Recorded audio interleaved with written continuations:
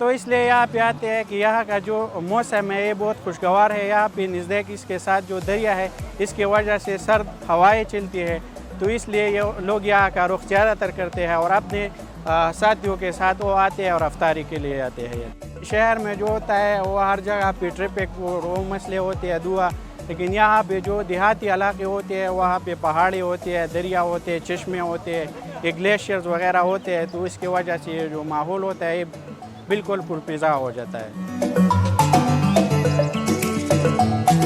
वहाँ पे ऐसे स्पॉट्स नहीं होते जैसा यहाँ पे हमारे पहाड़ी इलाकों में। वहाँ पे अगर आप 2-4 बंदे इकट्ठे पे हो जाए तो खामखा एक होटल को आपने जाना है, किसी और जगह पे आप नहीं जा सकते क्योंकि वहाँ पे ऐसे स्पॉट्स नहीं होते। और ये अल्लाह का एक कुदरती तोहफ़ा है हमारे कबाइलों के यहाँ।